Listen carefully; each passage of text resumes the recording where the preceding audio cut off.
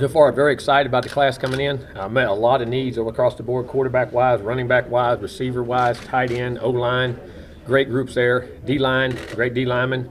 Defensive end, we're still battling for some guys there, but Josh is phenomenal.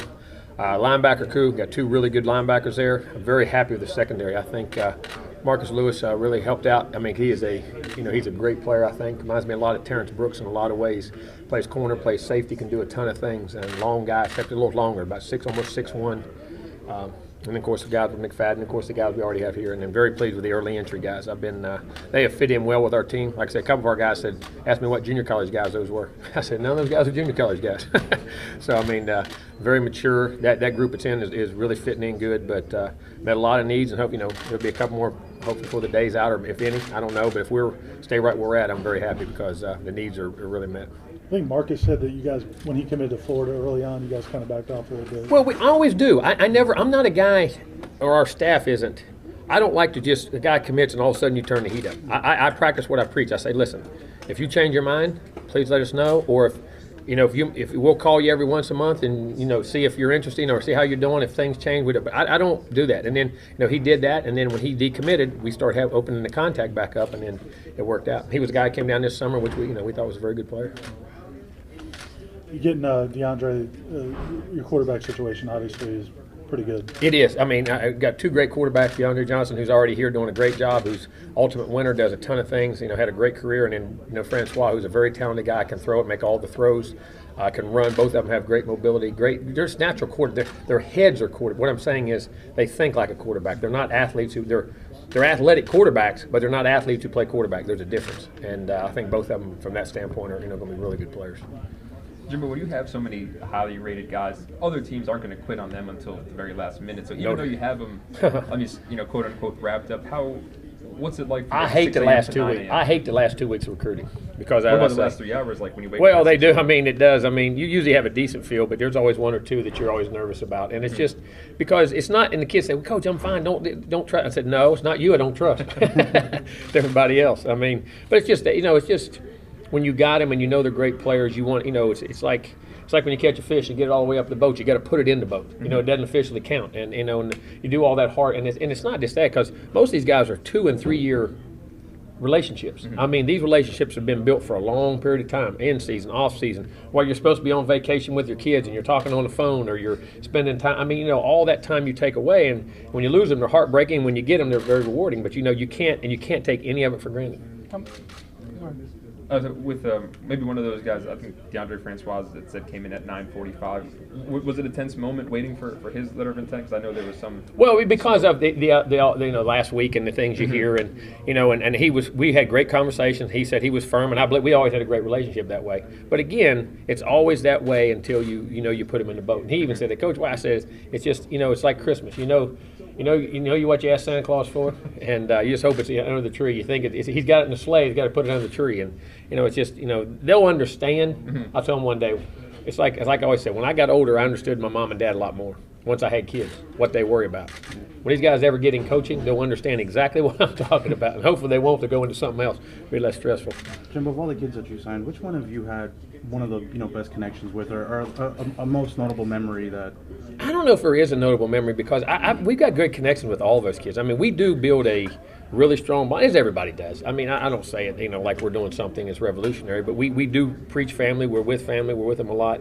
To me, I think Derwin was very special in the fact that, even and DeAndre Johnson, both those guys, I mean, and Jaquez, I offered them, but Derwin when he was a freshman, he committed. And I mean, that guy's as good a player as there is anywhere, any place, anytime. And he never wavered for 4 years.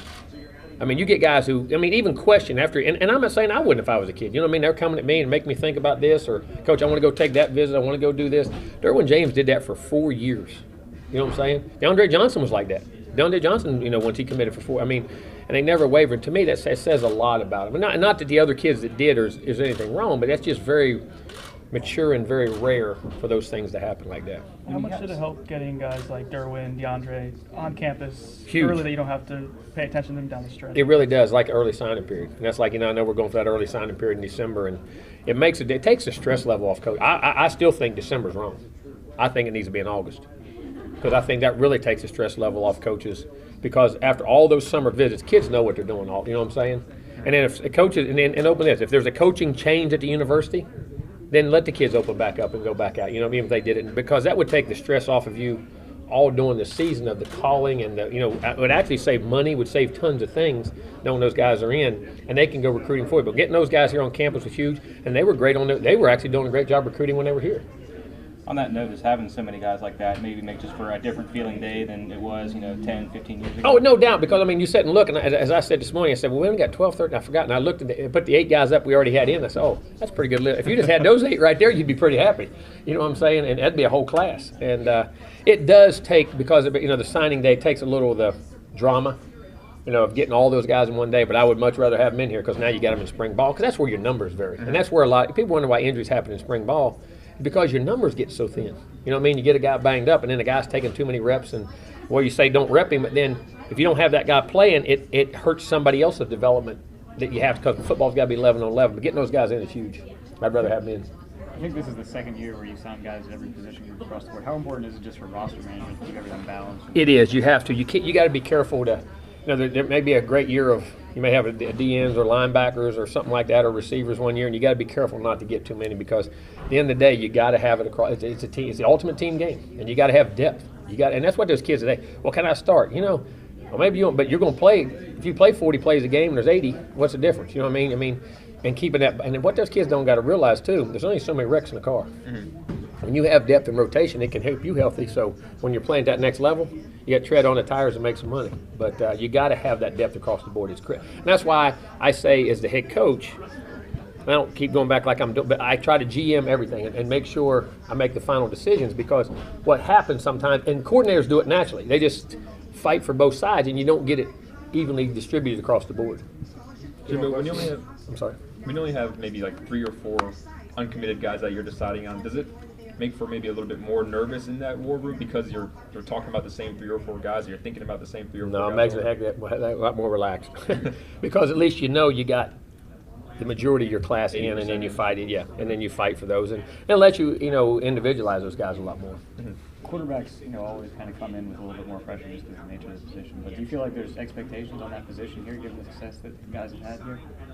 Probably so, but I think it's a good thing, and I think that's why guys want to come. And the position itself, like you say, you got to deal with pressure. You know what I'm saying? So I don't think it adds to it anymore, but I think the guys you recruit, they know the expectation of it. I think you get to see a little bit of their inner thinking, you know what I mean, and their true confidence about who they are.